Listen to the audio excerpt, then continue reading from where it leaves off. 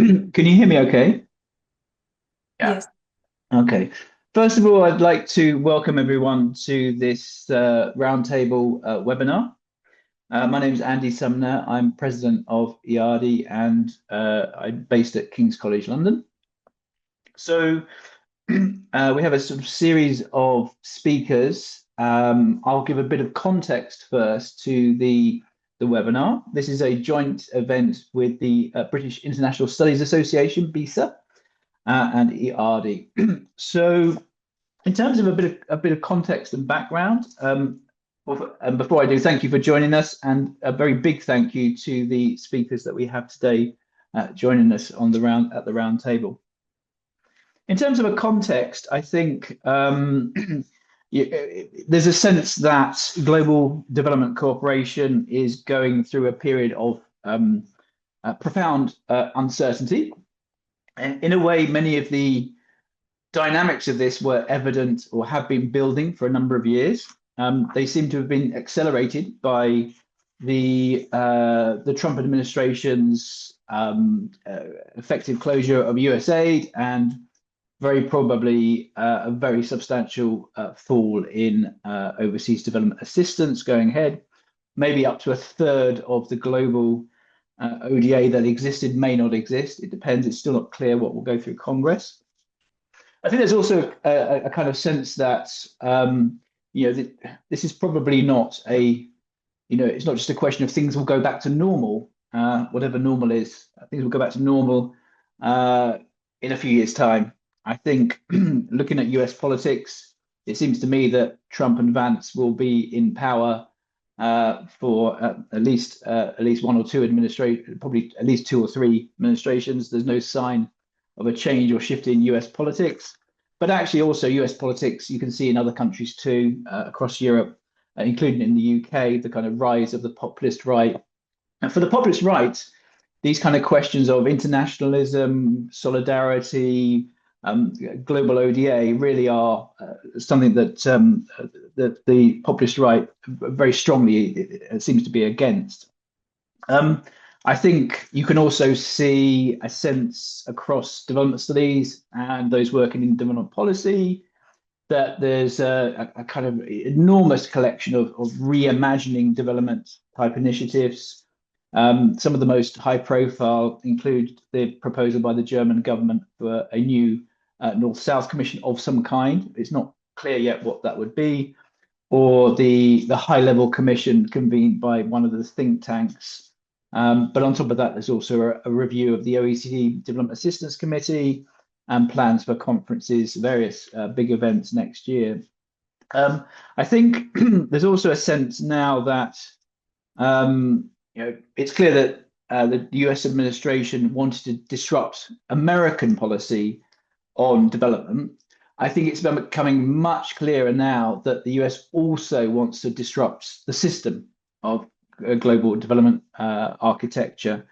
Evidence for this would be in the G7 development ministers, the position the US is taking on the G20, the fact that South Africa, the current G20 chair, has, as you'll see in the news yesterday, been uninvited to the G20. But also you look at what's going on in the United Nations as well.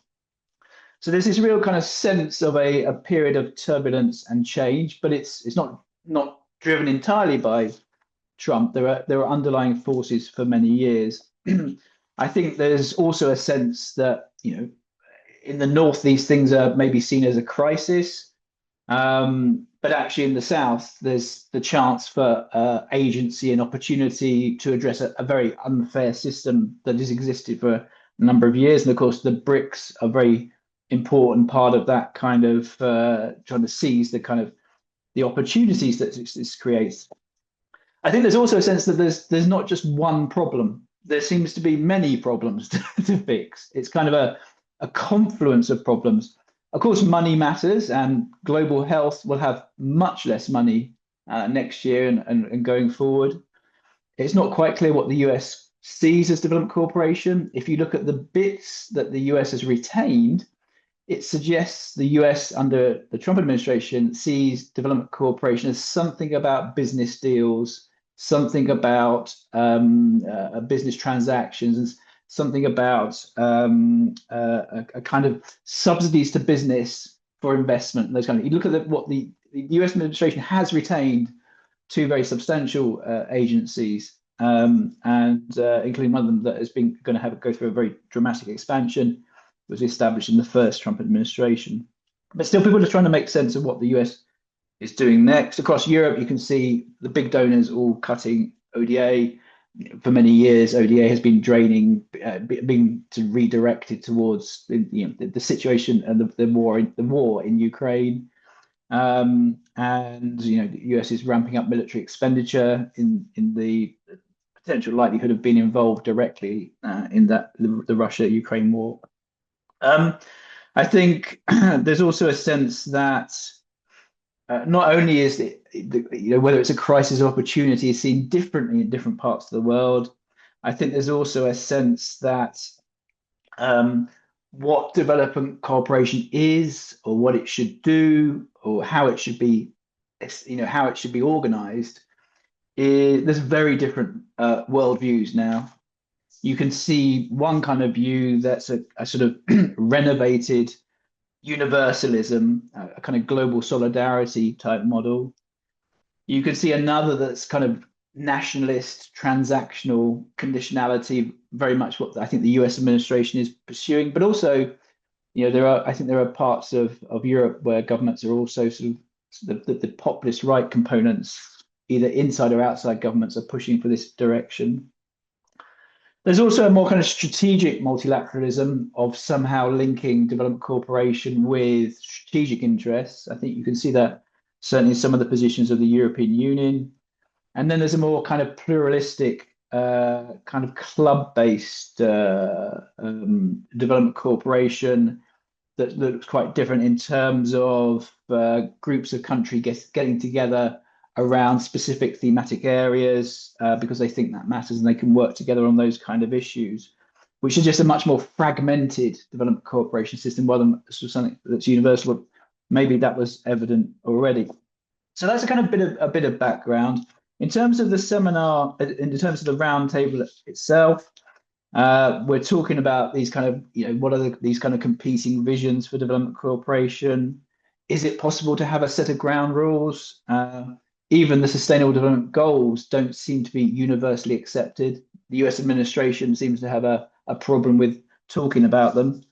Obviously, climate and gender are two other issues that the US seems to be trying to push out of the agenda. So is it possible to have some kind of ground rules about cooperation in the future? I think a very big question is about making partnerships equal. I mean, clearly in the past, it's evident that the donor recipient relationship had a hierarchy. I think there's also a sense that conditionality has been viewed as a means of control. So what about partnerships? What should they look like? And then fourth is, what forms of internationalism might emerge to replace this kind of weak sense of cooperation or multilateralism.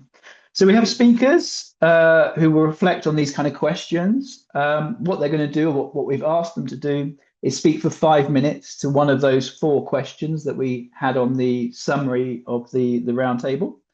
And so I'll introduce them in turn as they come to speak. And then when we had those 5 minutes, we'll open the floor for questions and comments and observations.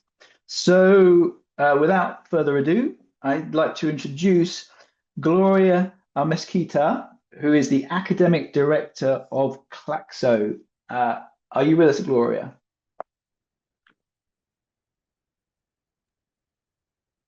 Thank you.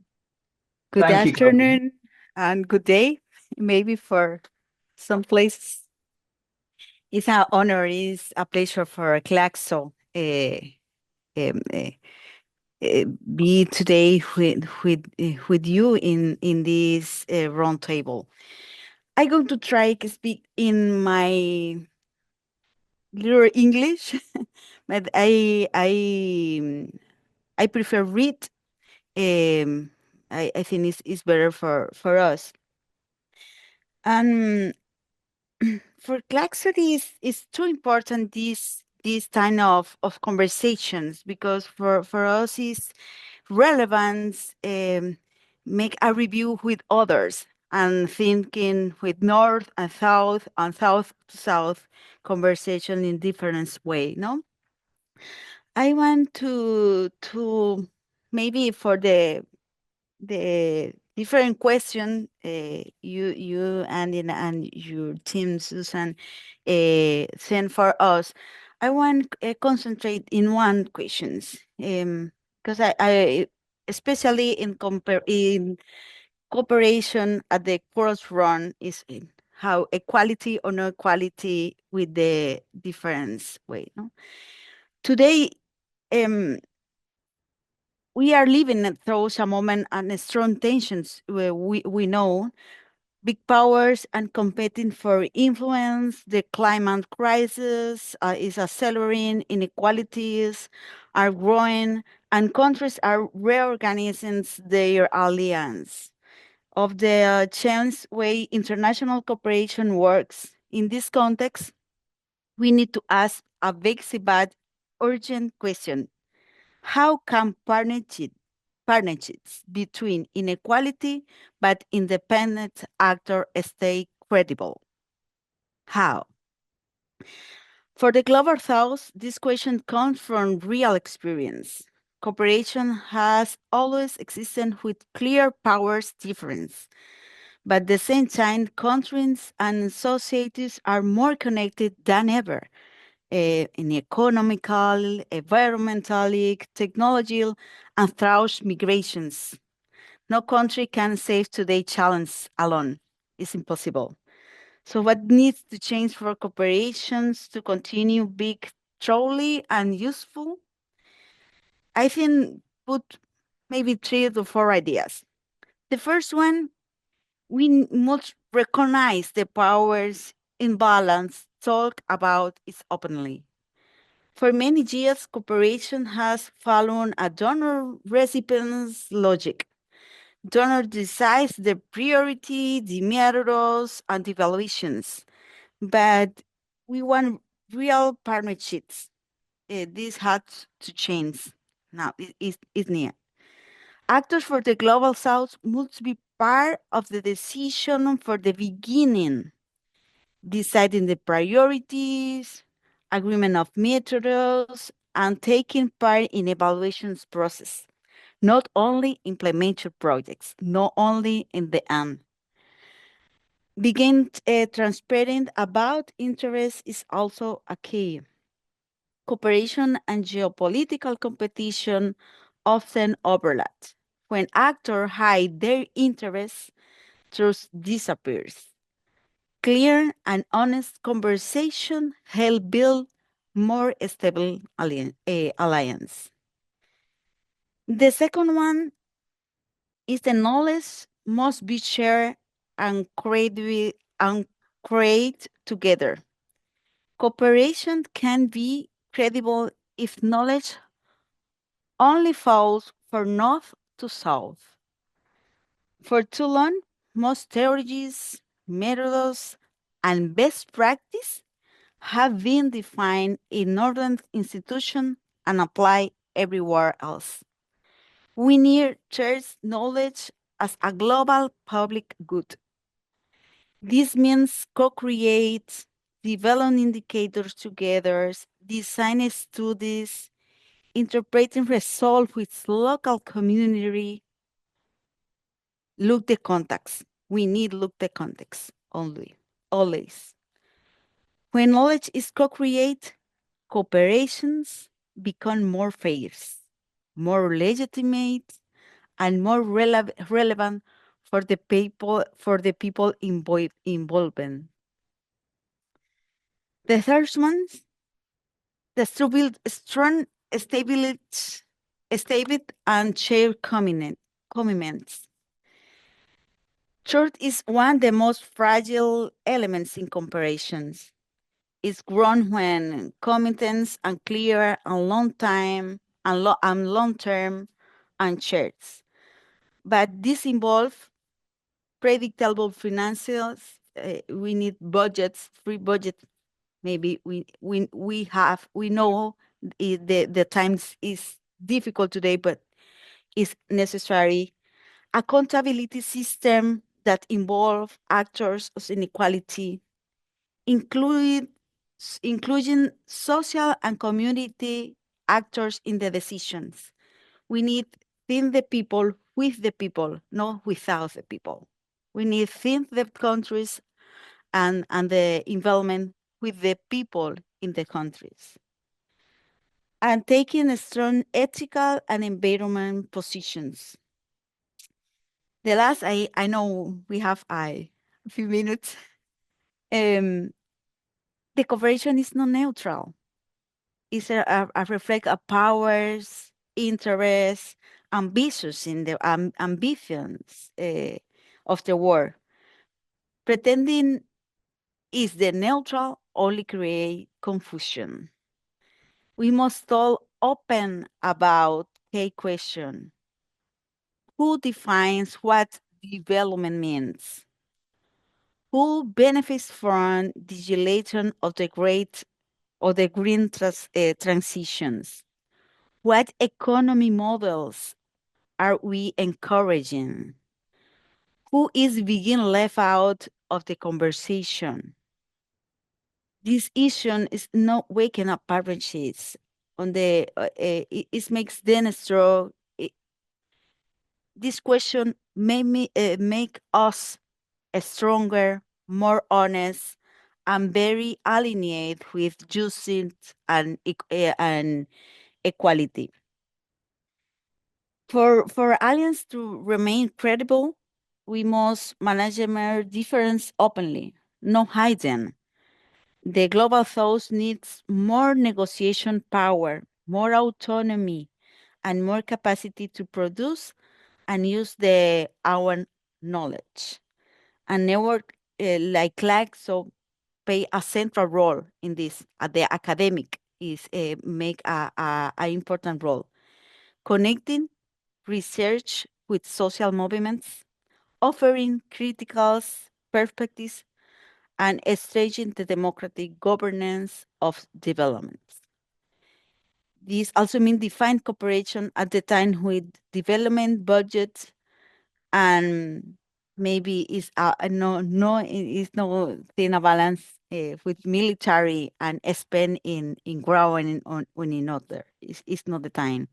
We need a cooperation promoting feminists and anti-racist movement and ideas, and the colonial form of cooperations is urgent, and define open and inclusive sense. Thank you. I hope my moral English is okay for us. Thank you, Andy, and the other colleges. Thank you very much. Yes, absolutely clear. We could follow exactly. Thank you very much, Gloria. So next, I'm going to hand over to Arief Anshory Yusuf, who is a professor at Padjadjaran University, Bandung, Indonesia, and a member of the National Economic Council. Arief, over to you. Thank you.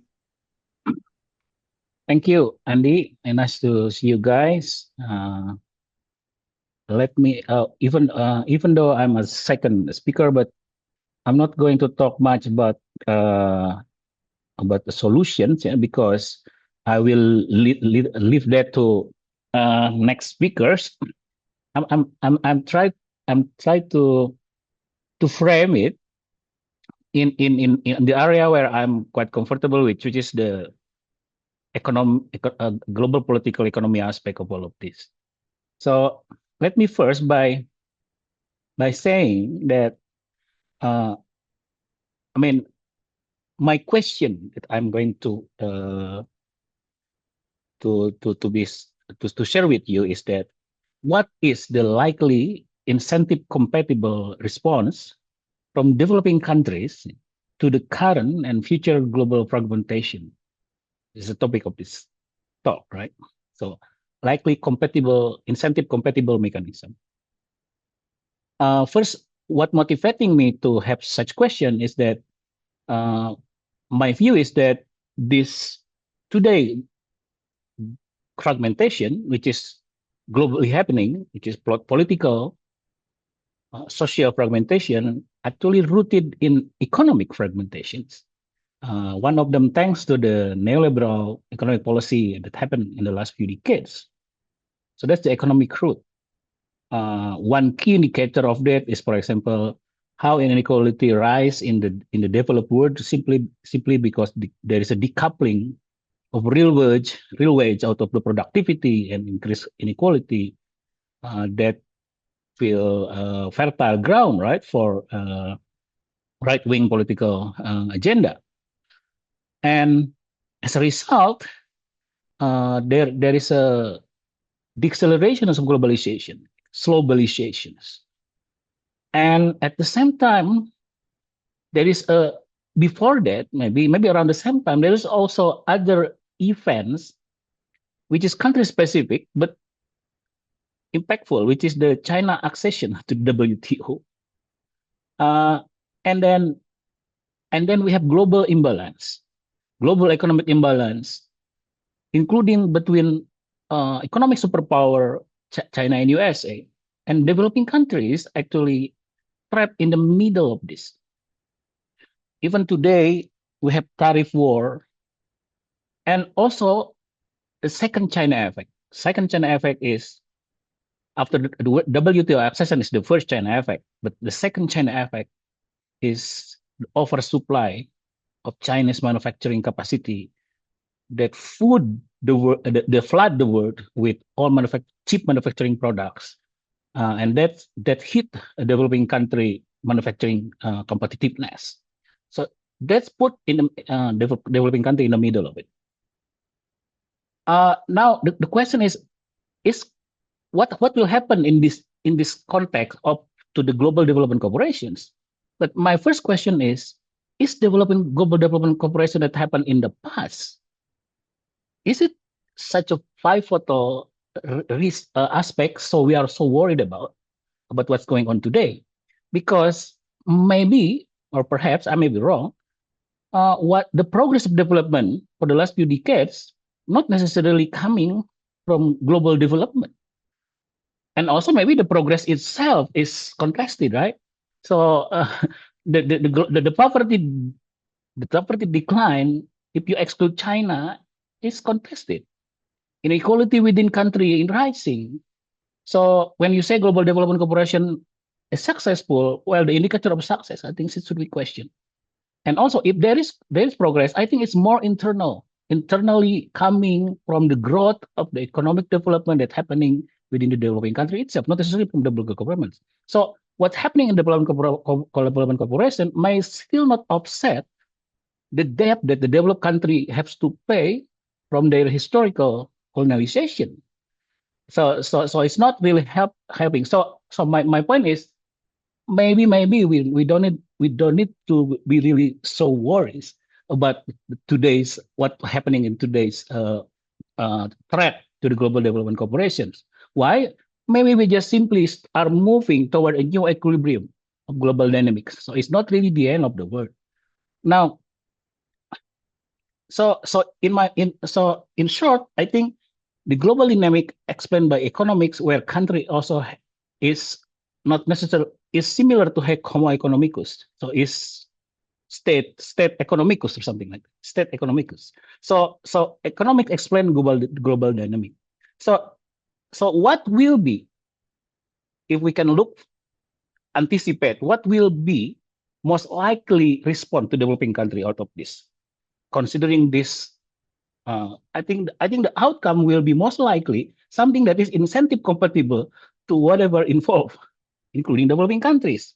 So the problem is many developing countries face a similar threat: middle income trap, slow convergence, premature deindustrialization. So the threat may be similar, but the strategy definitely will be different. Will vary across country. So what will be the likelihood of their strategies? I think what will become more common, is looking more inward, especially to those countries with the strength to do it. Yeah, but of course, not many countries will do it, but more will be more common. Indonesia is one example of country that will look more inward because it has strength to do it. We have large population, we have large natural resource, we can leverage our critical minerals, things like that, right? So we will look more inward, but you have to smart too. So we have large population that need to be transformed into strong middle class. Because strong middle class we need if we want to have domestic orientation of the economy. Somebody need to buy the product, so we have to make them strong middle class and use them as a talent pool for productivity growth. So that's Indonesia. Of course, there is challenge, yeah? But some country like Vietnam, for example, they have more strength to compete in a global market. So we're more outward looking, and simply they are not as rich as Indonesia in terms of natural resource. So that's but what I have not thought about is what will happen to the country that doesn't have strength in both. Yeah, so we have to think how I don't want to contemplate of what maybe we can do the contemplation, but okay. Let me end with some analogy. Yeah, I don't know whether some of you like football, but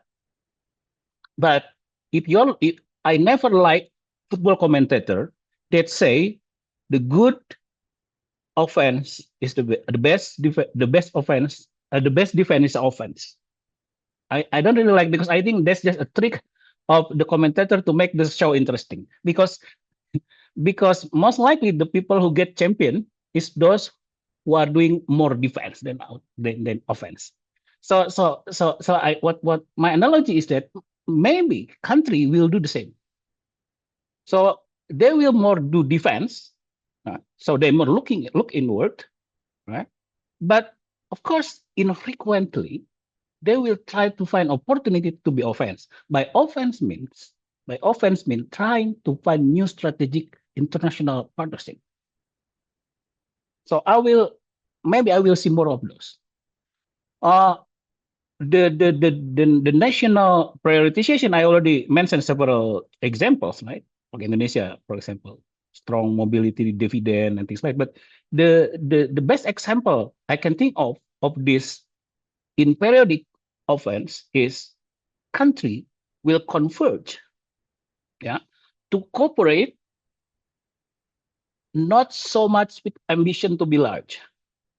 They will be more little in scope geographically, for example, ASEAN, right? But not necessarily APEC, because you have China, you have no. But ASEAN, and in area where you have also narrow shared interests.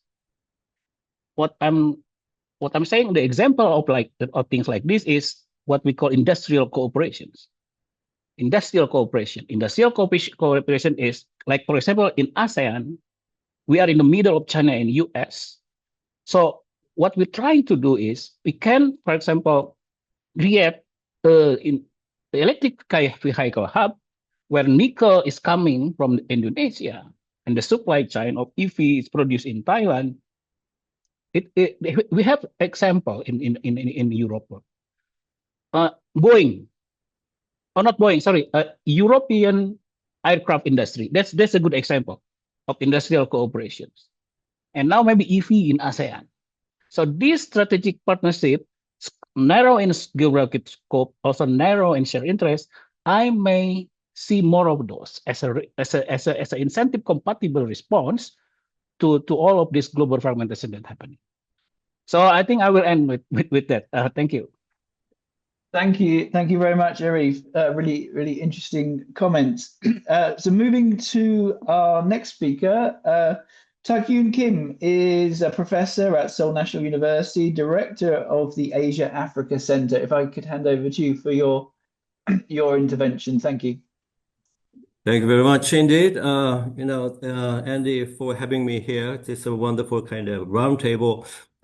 Here in Korea, the 10:30 p.m. So my voice is not that clear, but I tried my best. So actually, I prepared the two short, PPT. So can I share? All right. Yes.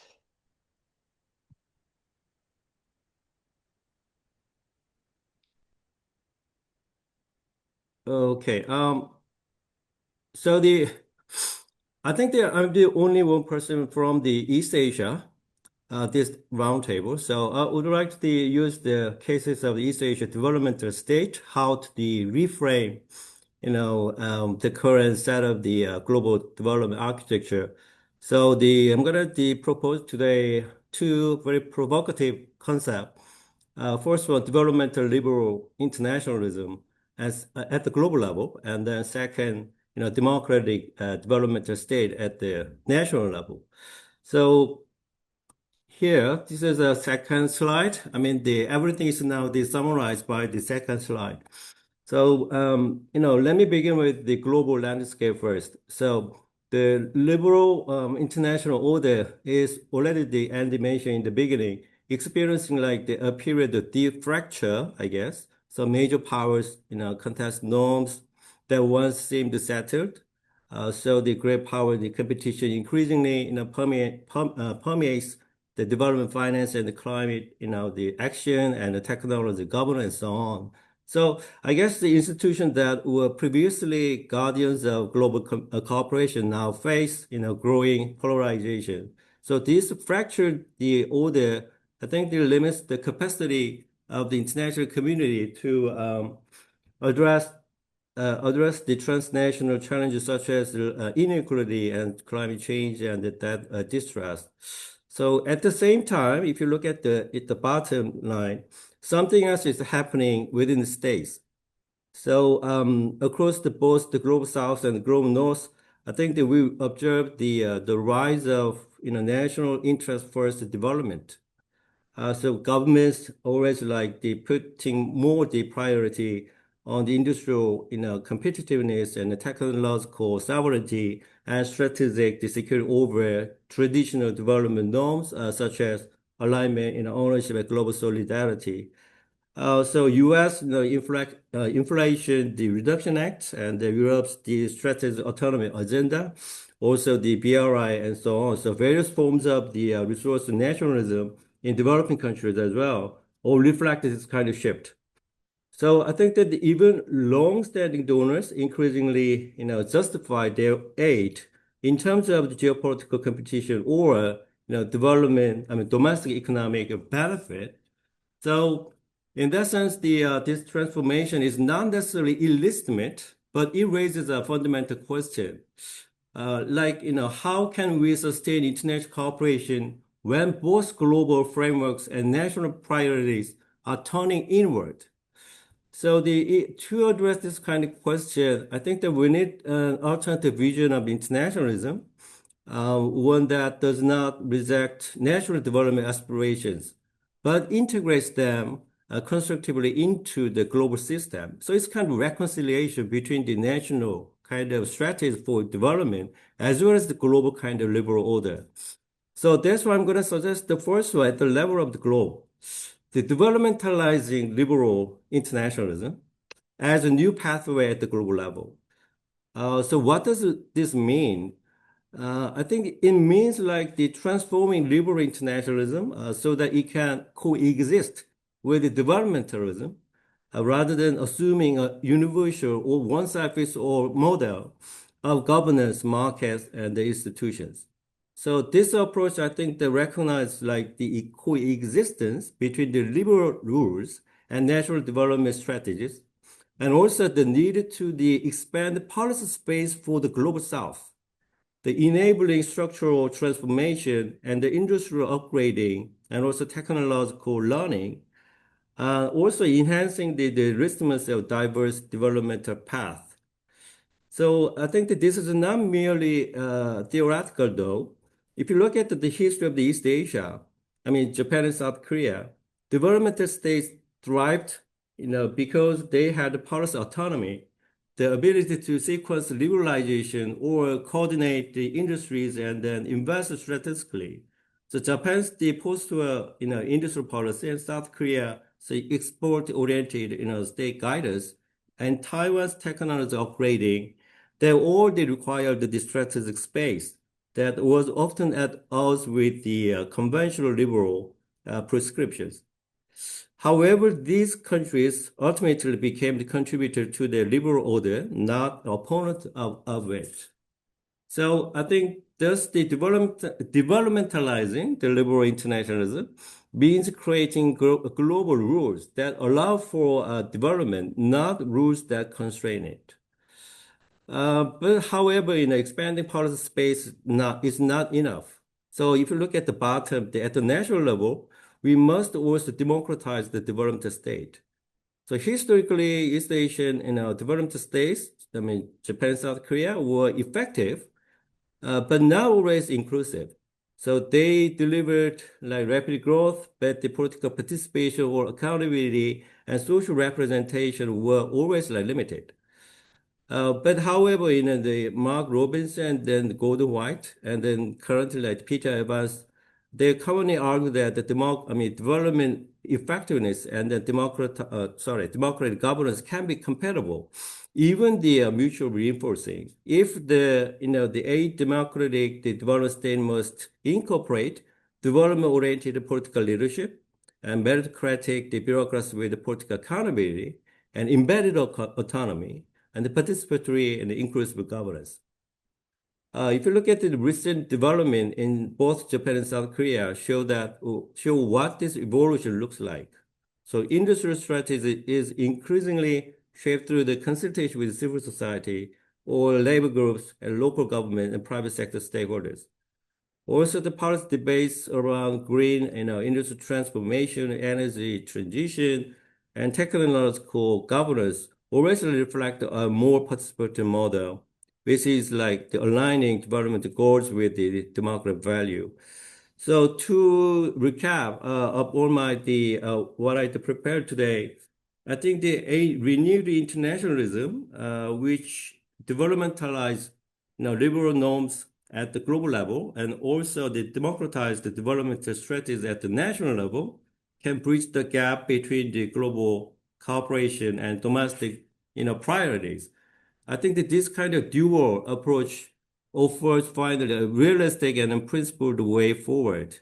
I think that the duality, preserve natural agencies, and then the supports the structural transformation in the global south, and then finally, I guess, rebuild a more legitimate and development-centered international order. So I know it's kind of wild imagination, and then, it's like a kind of reflection of national kind of demands and also some kind of new demand from the international liberal order. So how we can just put together in a realistic and a principled way. Right, so I'm going to stop here, Andy. So this is all my prepared today. Thank you. Thank you very much. Very, very interesting. And thank you for, it's always nice to see a visual representation. That's always very useful in terms of understanding. So thank you. I'm going to move on to our next speaker, although I'm not, is Emma Maudsley with us? I can't see your name, Emma. So maybe something didn't work out, but it's okay. We had 7 speakers, so if one speaker isn't available, we have an insurance policy. I'm not sure. Maybe something happened, and maybe Emma will join us later. For the moment, I'll move on to Iliana Olivié, who is a professor at Elcano Royal Institute and also director of the European Think Tank Group. Iliana, thank you. Thank you very much, Andy, and congratulations to both institutions for putting together this conversation, which is, I think, very timely and relevant. Let me zoom in a very specific aspect of this wider conversation, which is on the first question of the panel, which is the competing views on development cooperation. And also, let me state first that what I'm going to share is obviously based on my own biases or my position in a set of European institutions and European countries which are mostly who make the group of the traditional donors. I came up with a category of visions, with a collection of visions, actually 4 of them, but yes, based on two criteria. First, on their vision of whether development cooperation should be part of or coexist closely with foreign policy or not. And the other criterion could be something like where in the motives spectrum, the one that goes from selfless motivations for development cooperation to very selfish motivations, maybe with global public goods in between, where these different groups position themselves. So let me start with the first category that maybe we could call the zero category, or the first of the zero vision, which is actually that a very large part of European societies and political parties don't have a vision on development or development cooperation. So they don't have an opinion. They don't have. I was going to say they don't have a strong opinion. They don't have an opinion. They don't care or worry too much about international affairs. And amongst them, probably development cooperation is the least of the concerns. And I would say even more so now after a global pandemic, the Russian invasion of Ukraine, etc. This group is very large and is very varied, meaning that it is not necessarily conservative. They might be concerned about social justice, but maybe not about global social justice. And their main concerns are related to economy and politics at the domestic level. I think that I'm emphasizing this group, this no vision group, because I think that ignoring the fact that this group is large and varied and it has always been so is probably one of the root causes of the current crisis of the development system. So that is why I wanted to emphasize this. Then we would have a second vision or a second group that thinks that development policy should be based on selfless reasons, so social justice, equality, solidarity, etc. So the objectives of aid that would come together with this are covering social basic needs, fighting hunger, poverty. So pretty much what was embedded in the Millennium Development Goals at the beginning of this century. If we added probably inequality concerns and climate change. They think that development policy should be independent from foreign policy, so that it is not tainted with other more selfish objectives. That was, of course, we are all very familiar with this line of thought. So mainstream during the late 90s and the early 2000s, until probably the breaking point was the 2008 financial crisis in a number of European countries. I would say that this vision is still has some traction today, probably mostly in the domain of CSOs, social movements, NGOs, and a part of the academia, of the European academia.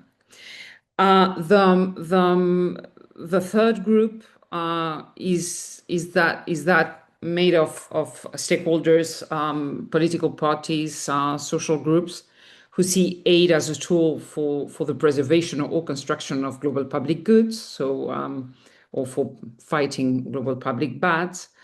That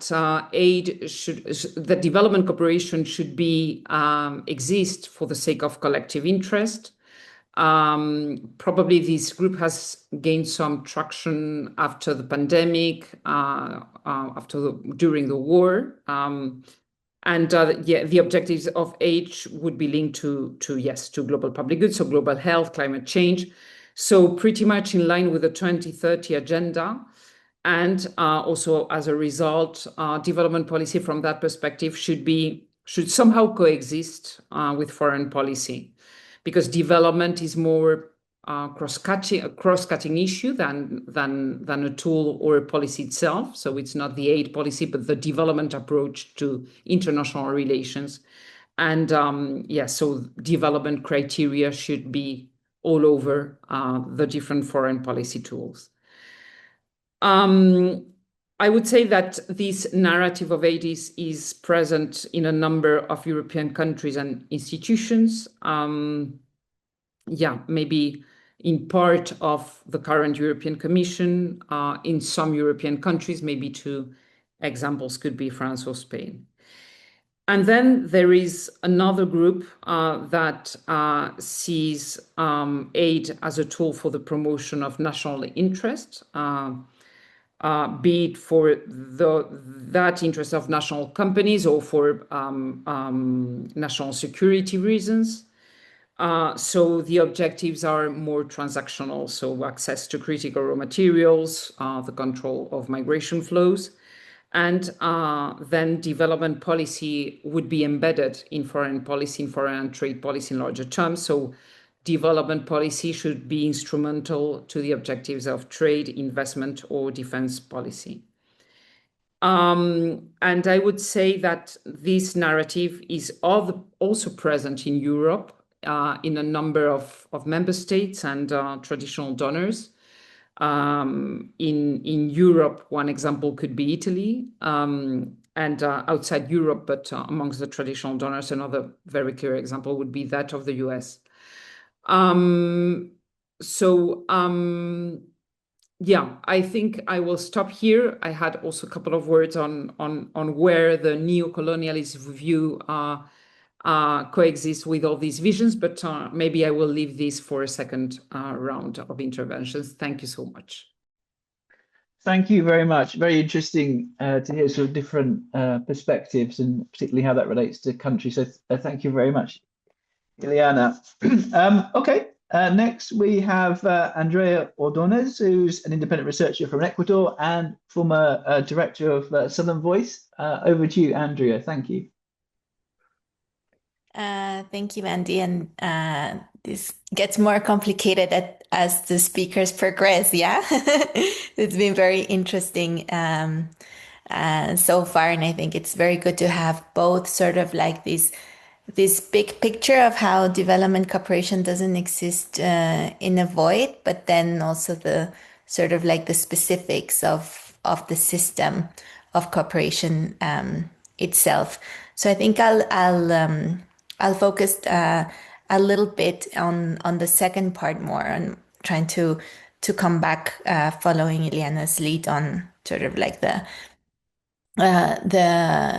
visions for the global cooperation system. And I think it's very interesting to hear those positions from what is being discussed in Europe. And I think one of the homeworks that we may have is to do that mapping in the global south, right? Because one of the key things is that a global cooperation system moving forward is not going to be driven only by the visions of the governments that have been traditional donors, right? So to get even a sense of where it's going to go, it would be super interesting to start mapping those. I think that what I wanted to bring to the table in terms of the discussion about vision is that what is it that we're talking about when we're talking about a global cooperation system or framework, right? And of course, we're concerned with the funding available, right?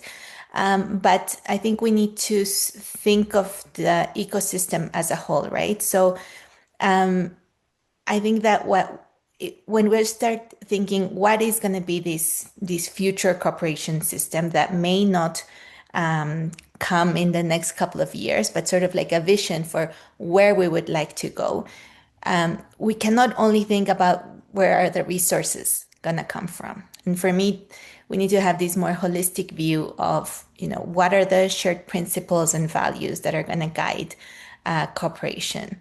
What are the standards that we can hold countries accountable to? Who's going to be the custodian or the governance process to guide global cooperation?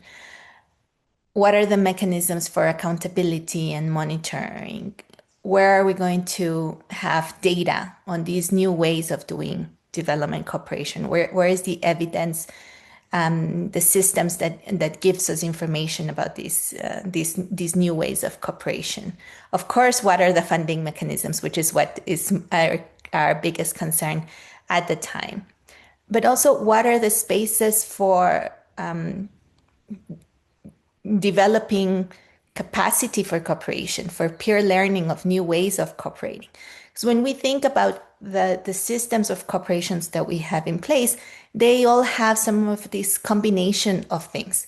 It's not only about money being shared, it has all these components. So when we think about ODA, of course, the ODA system has all these components that we need to think about, and also other ways of cooperating that have been developed also have these ways of thinking. So South-South cooperation has its own logics around this. Triangular cooperation has its own logics. The involvement of the private sector through blended finance and so on has these logics, right? So I think that while it's important to think where the money is going to come from, and that's an important question. In that vision of what we would like to see as a community of experts and thinkers around development cooperation, it would be very nice to start having this shared vision around this wide range of things that need to happen.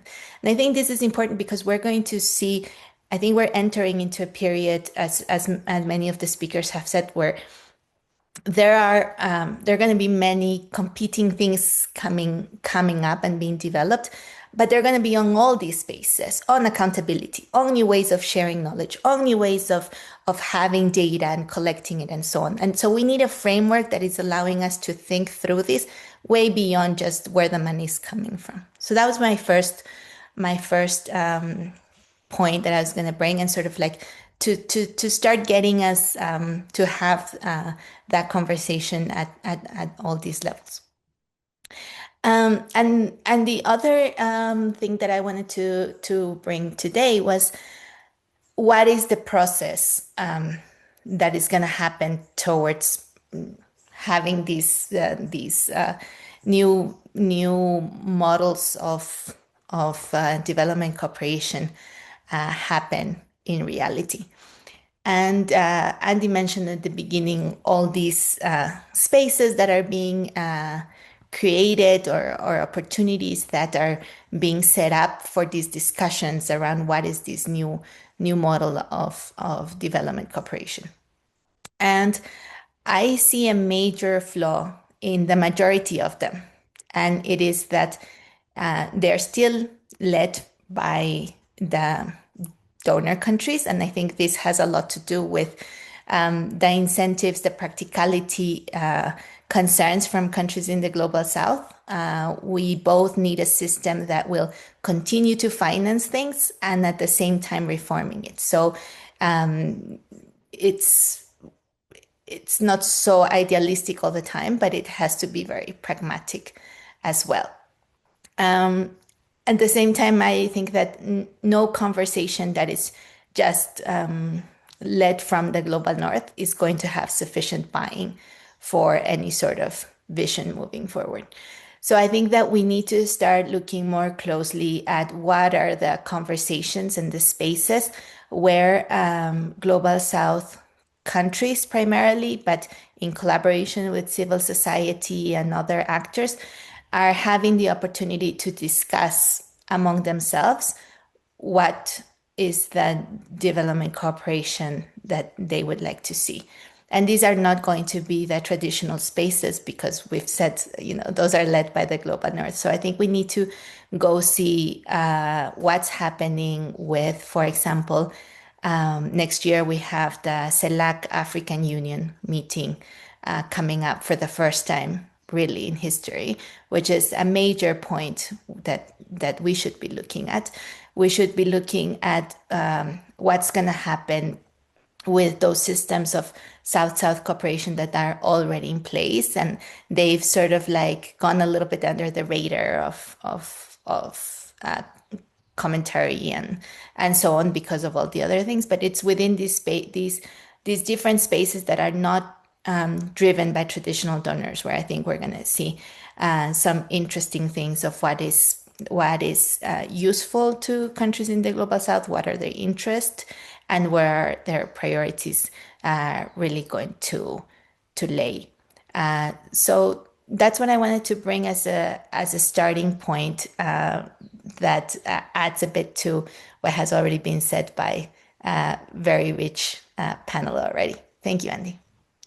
Thank you very much. Really, really interesting perspective. I think there's obviously a kind of broader question, isn't there, about the sort of the post 2030 type framework as well, that's sort of flowing around at the moment, and people are starting to engage with coming out there. We can come back to that later, and some of the other points I'm sure.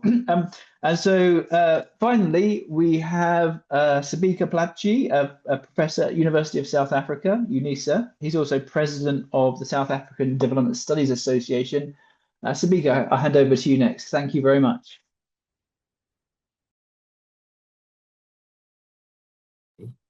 All right. Well, thank you so much, Andy, for giving me a chance to speak on this and an invitation to speak here. Please pardon me because my voice is a little hoarse. I've got a bit of flu, so please pardon me if you do not hear me well. But please do indicate if you want me maybe to elevate my voice a bit. To start off with, my focus today is more about the idea of multilateralism, okay, and global cooperation as it being stated, and the challenges that we see. And I'd like to frame this within a particular context.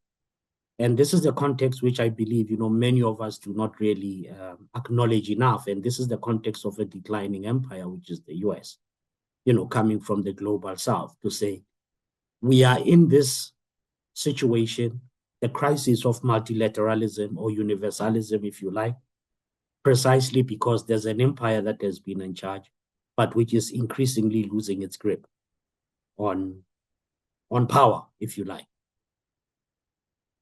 And also, before I get into that, and of course, I try to give some of the issues that we can think about with regards to the rules that we may want to instill in terms of moving into this new multilateral system in which the world, I believe, is heading.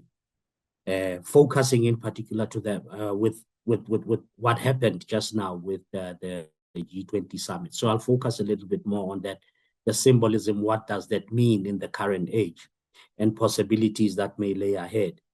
But before I even start with that, I want to mention that Europe always comes to the party late.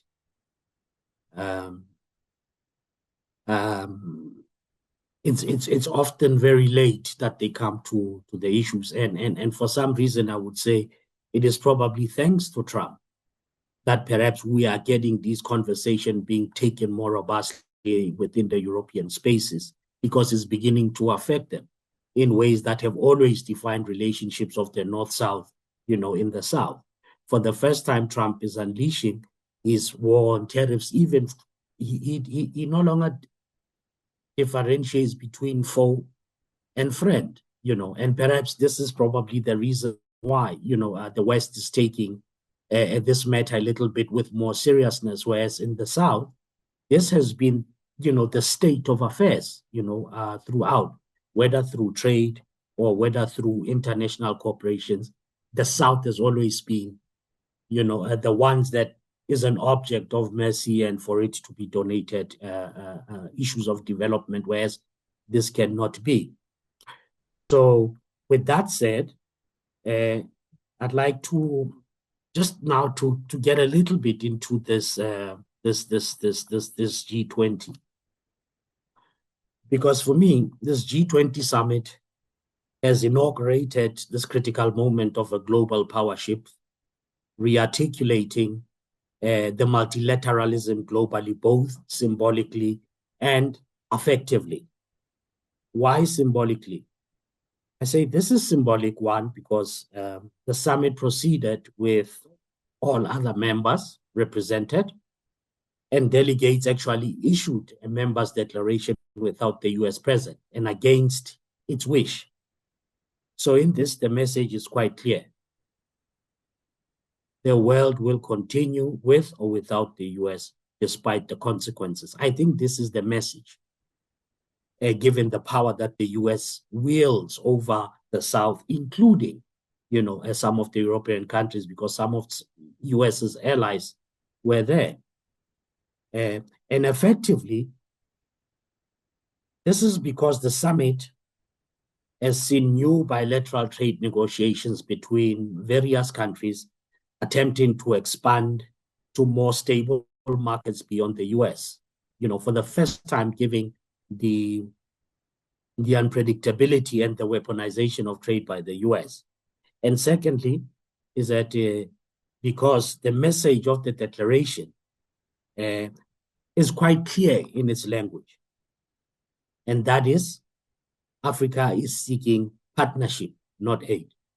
This is what we are beginning to say, and the language again is beginning to reflect more the idea of beneficiation from its mineral wealth from the source.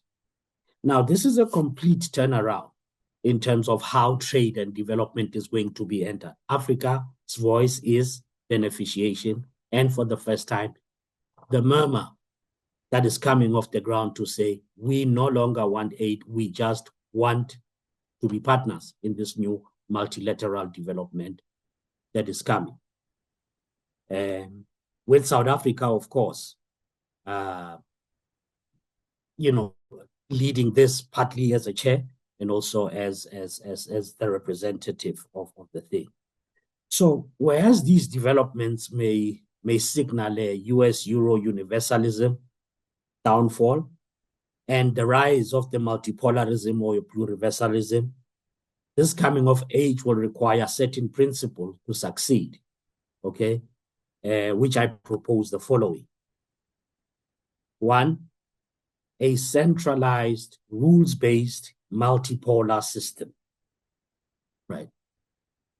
The suggestion that we are entering a pluriversal world, I would want to imagine that even within these disassociated regions, whether call it BRICS or whatever, there still needs to be a center that holds, signifying again, reinforcing again the idea of the United Nations as a center that holds all these forms of multilateral relations, trade and otherwise.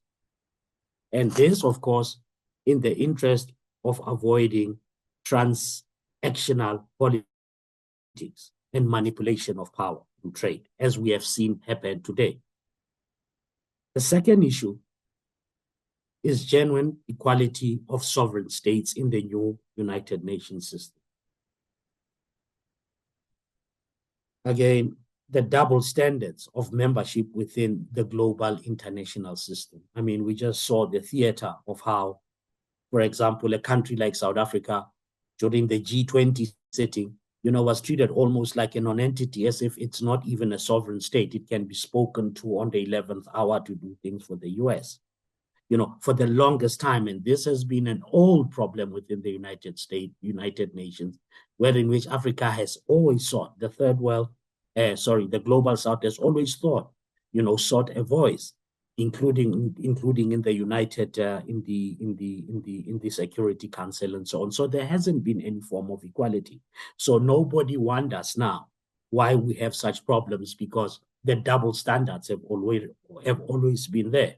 We tend to look sideways when we are treating certain other people. And so this is not a principled multilateralism that we have seen, if you like, or universalism that we have seen. So it needs to be a little bit more,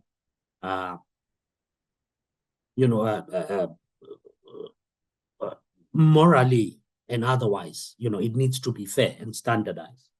okay, and also true justice and enforcement of international law or of international law. These are the contradictions that we have seen, throughout, the enforcement of international law is not the same. We have other people being prosecuted for war crimes and others not. And we have people whose arrest warrants by the United Nations have been issued, but they still continue to travel freely. So there's also a lot of double standards here, delegitimizing precisely the force and the muscle of the United Nations, if you like, and its multilateral institution. Okay. And one other aspect that is quite important for us in the Global South is the idea of reparation for colonialism. Because without this, simply it means that there is no acknowledgement of justice and the humanity of the conquered people in the territories. Without this one element, it means that there is no justice, even if we are to go to international law. Without the reparations for colonialism, in whatever forms that they come, simply suggest that those conquered people still exist within the periphery of what can be classified to be the human or humanity. And again, the idea of solidarity and planetary consciousness. This, I think, should begin to be one of the modern moral theme, if you like. Whereas before we were speaking more about the idea of human rights, but now increasingly we are beginning to see that planetary consciousness is increasingly becoming important, because we can no longer continue in the manner in which we are in terms of extracting and this idea of the anthropocentric. And again, this solidarity will be tested in the year to come when the United States holds its own G20 summit. Will this solidarity hold with these other G20 countries staying in solidarity with South Africa to make sure that it is also invited there, or will they just go with the order of the day in the fold in which the Trump administration will want? Because we've just heard that South Africa has been banned. It will not get an invitation to attend to this very august occasion of international dialogue and multilateralism. The test is there, and perhaps we can examine again, what type of commitments exist in this type of space. Because to conclude, we know well too often, as it has indicated to us again, that wherever we allow the misuse of power against other people and keep quiet about it, it is little time that it also comes on our back. And Trump has just shown us this through his tax tariffs, spreading as far wide as Canada, his own allies, to Greenland, to Mexico, and so on. So we have to be very careful when we speak about development, corporations, and multilateralism, and never be able to be subjected to the abuse of power. I will end there. Perhaps we can discuss further. Thank you. Thank you very much. Well, we have some time now. Thank you to all the speakers for their interventions. Really interesting and really nice to see a wide range of issues and questions arising in this discussion. I'd like to sort of open the floor to questions or comments, and then maybe take it back to speakers who may wish to respond to those comments. I guess just while we're sort of thinking about this, I had one thing, just while people are thinking of their questions and comments. I guess in my mind there is this real sort of what will be the kind of the crunch points or the flash points into 2026, for example. If we think about over the next 12 months, it seems it's difficult to plan any further ahead than 1 year. And even that is probably optimistic that we can predict what will happen next year.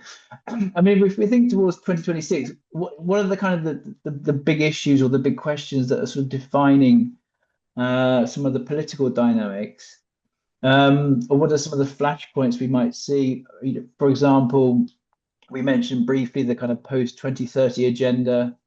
I mean, I wonder if it's plausible whether there'll be anything at all, or whether countries will simply go ahead without the US as they did in the Finance for Development Conference or in Qatar at the Social Summit. In a way, I mean, we're sort of moving towards this kind of multilateralism -1. But actually, it's sort of a bit more complicated than that, I think. So from me to the panelists, there's a kind of broader question of what do you think are the sort of the big things we might expect to see in 2026, looking ahead? And I guess there's various candidates, but the things that you think might matter, or the events or political dynamics, elections in France, dare I say, may be very important, for example. So let's see if are there any questions from the floor? If you could raise your hand. Don't be shy.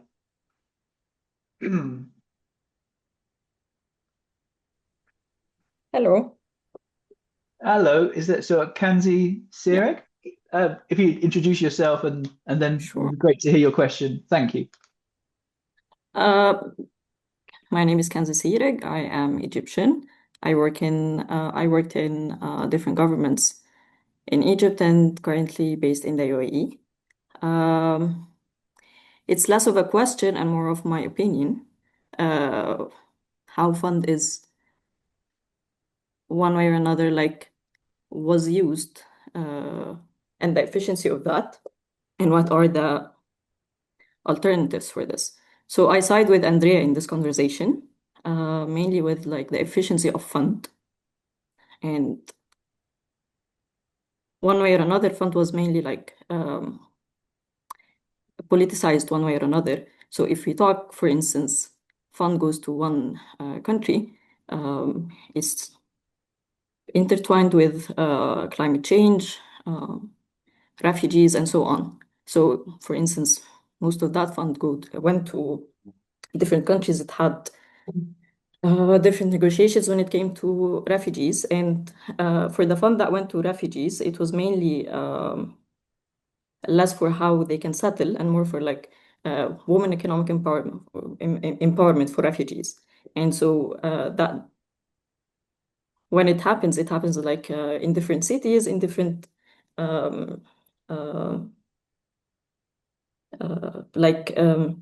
you have a refugee that came to the country who doesn't have a house and doesn't have everything, and then you take them to a different city. For instance, if we're talking about Egypt, then we go to Guna, Sharm el-Sheikh, which are more of resorts. And if it's a European fund, then we have to go to a European hotel, which are normally pricey. And then we talk about women economic empowerment, for instance. And then for that week, and then they have a very famous week, and then we go back to the reality. They're still displaced, they still face everything. So in that matter, I'm raising 2 points. The first is that funding is hardly altruistic.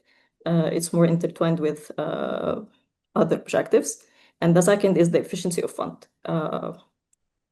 If you're gonna talk about this, then the refugees is one way to talk about it. If, for instance, we're mentioning sustainable development goals, then we can talk about hunger, and it goes more of offering direct food instead of ways of making their own food for sustainability, and that would go to dependency in that sense. So the funding has always created dependency.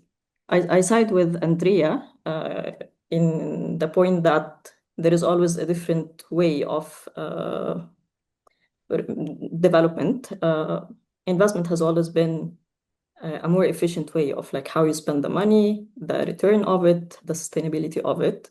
The private sector has entered in different fields.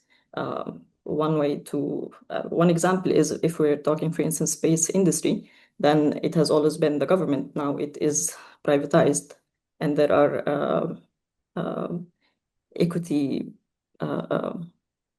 funding share in that sense.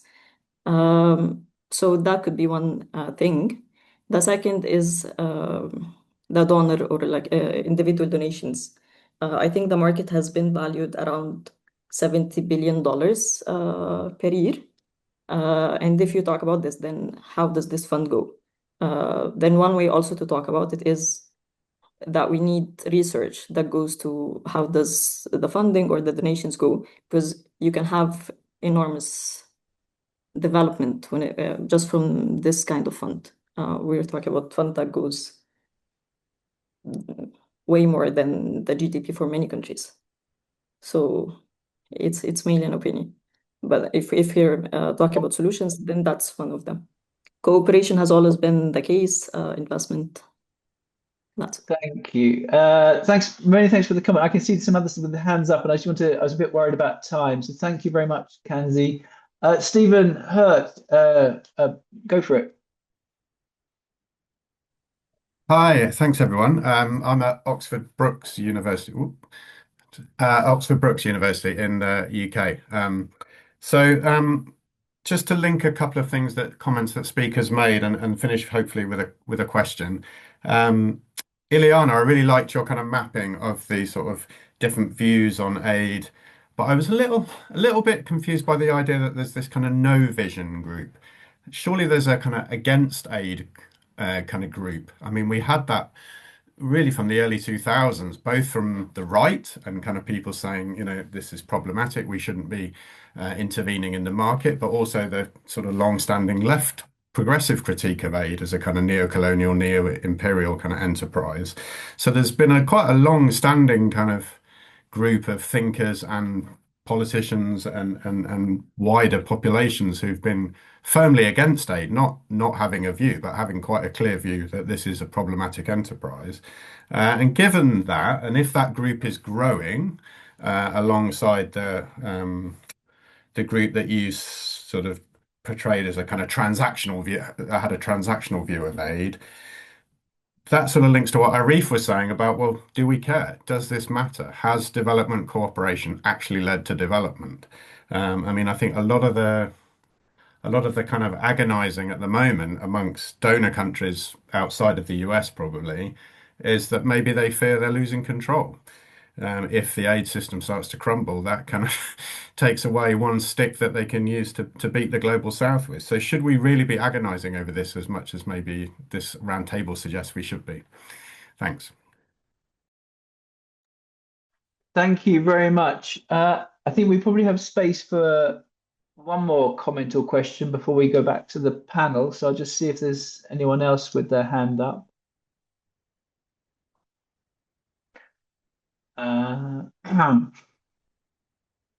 If there's anyone from BISA in particular who would like to say a few words, or please feel free to say so.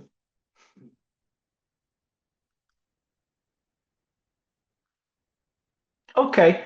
Well, we've got some comments, some questions, and I mean I'm going to come back to each of the speakers in turn.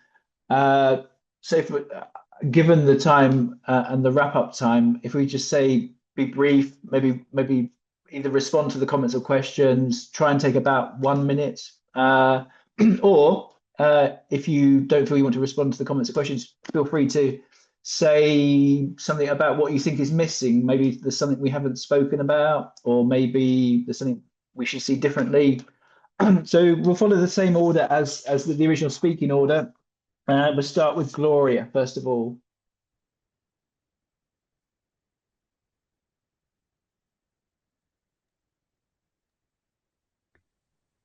Can you repeat, Andy? Sorry.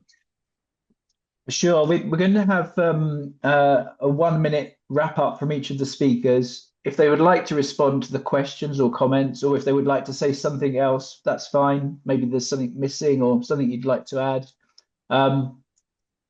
You have 1 minute. Thank you.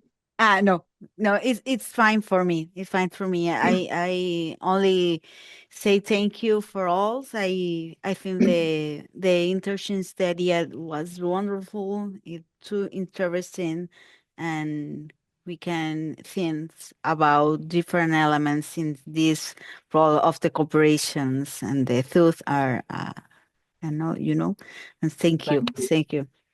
Thank you very much. Arief. Thank you. Thank you, Andy. I think, well, we may moving maybe toward a new equilibrium if it's continue. I understand that the trend is strong. So I mean, people like, or leader like Trump will not necessarily vanish in 5 years or 10 years. So the trend is strong.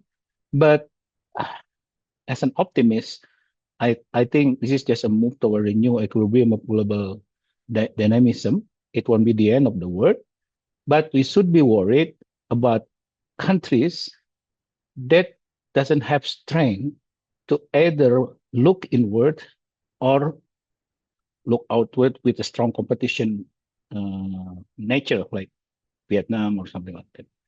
So maybe the global development corporations still needed, at least for those states. We can identify such states, and maybe that can be the focus of this global development corporations. Maybe that's it for me. Thank you very much. Very thoughtful thinking about the basic, I guess, the poorest countries in the world will definitely be potentially in a much worse situation. Taekyoon, can I come to you next? All right. I think in response to the Andy's the comment is what would be the flashpoint in 2026? I think the G20, which will be hosted by the US. So probably Trump has different idea how to reorganize, restructure G20, and also he said he don't want to invite South Africa to G20 meeting next year. So I think what kind of the scenario, what kind of the internal kind of politics inside G20, that's the really what we're trying to figure out. And also we have to witness. Also I think that we can just mobilize some kind of the like-minded countries against the US or against the Trump initiative in the kind of structuring process. So that's I think I would like to mention the final comment to everyone. Yes.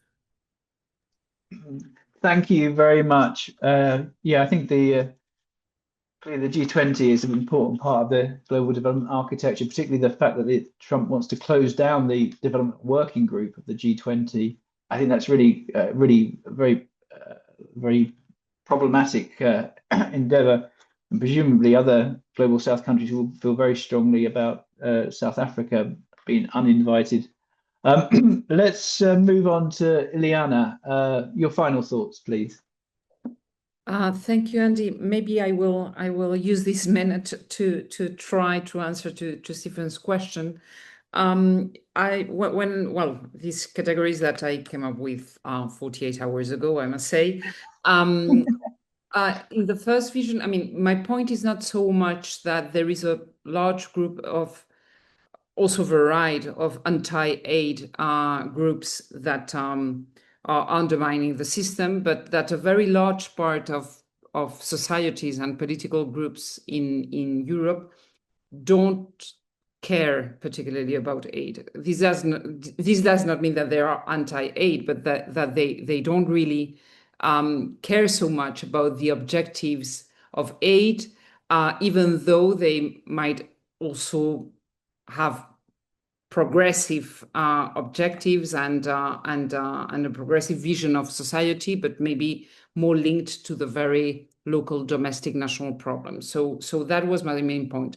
I think it is important to take into consideration, I mean, that I think we have underestimated the weight that this factor, the fact that a large part of society is not concerned about international development, the fact that this group exists, the extent to which it has shaped the political objectives and the aid budgets in European countries. That was my main point. And I think, and let me finish with that, Spain is a very good example of that, because actually there was an aid cut of roughly 75% of the ODA budget in between 2009 and 2012, due to the fiscal restrictions decided after the 2008 crisis. These cuts were performed both by the Conservative and by the Socialist Party. And this didn't happen in a context where there was a far-right party or nationalist parties advocating against aid. Now we have that movement too, but the larger cuts happened when these movements didn't exist and that we were in a bipartisan system. So I think that the dynamics, the political, fiscal, and economic dynamics triggered by these different groups are different at the national level. That was my main argument. But thank you very much for the question and for the comment. Thank you. Very, very interesting thinking about these different dynamics in different countries too. Andrea, could I ask you for your final comments, please? Yeah, I just wanted to make a reflection on how these processes take a lot of time, right? And just going back to the reflection on the G20 and the G20 coming next year, and the G20 that we had this year, I think it is as also a result of the 4 years of the G20 being in the Global South. So when we started the G20 in Indonesia, Global South was not even there as a concept. And it started gaining momentum in India. It consolidated much more in Brazil. And it gave, I think, this power to South Africa to be much more strong in its position this year.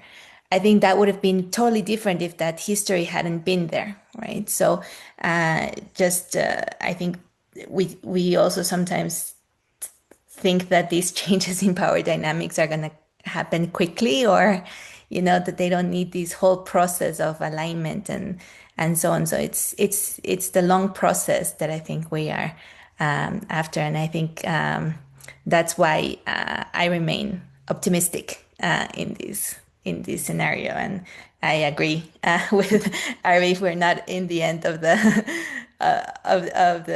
process now. We're in a interesting space to promote change. Thank you very much. And Sabika, you have the final word.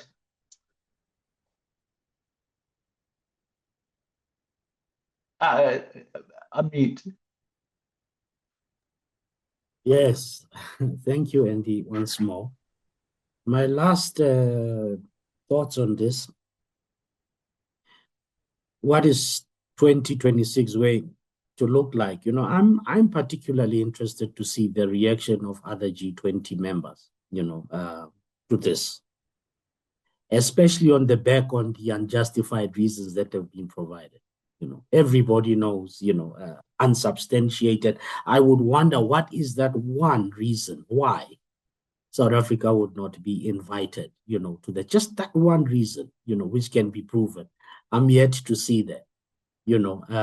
I'd like to see more the reaction of all the members, who will attend, who will boycott, what will happen to this. All right. And then the second part, the idea of aid. Why not fair trade? This is an old idea. Why not fair trade? Because I doubt, as the declaration itself has stated, I think, especially on the African continent, the continent has got just the wealth of its base minerals and resources to be able to take care of itself. Why is the focus on aid not the structural basis of unfair trade, the political economy of trade? African countries still do not beneficiate much out of this. They still sell base soil and base mineral without it getting its proper valuation and so on.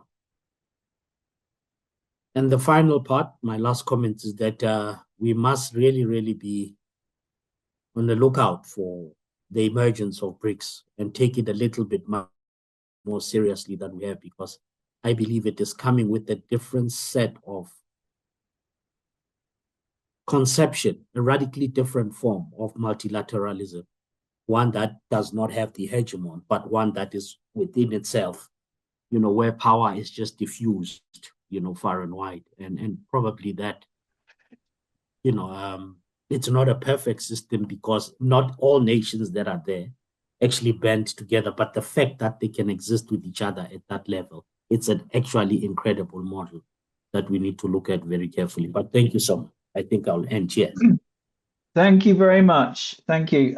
So I think we're going to wrap up now. I want to say a very big thank you to all of the speakers. I appreciate people take their time and they have to prepare their words. And so I'm always very grateful when people agree to speak at events. I think following on from that, if there's an invite to all of the speakers to write their notes into a blog for EADI, 700 or 800 words or so, and we'd be very happy to have a set of blogs around these kind of big questions for global development cooperation. So please do consider that if you can. And then finally, thank you very much to the British International Studies Association for the partnership on this webinar. It's really nice to see a large group of people come into this. I think clearly it's a very important issue at the moment, very topical, but also it's very nice to have a sort of large group of people speaking about from very different angles. So a very big thank you to the participants. And I hope you have a pleasant evening or morning or lunchtime, wherever you are in the world. And I'm very grateful for joining us. Thank you very much.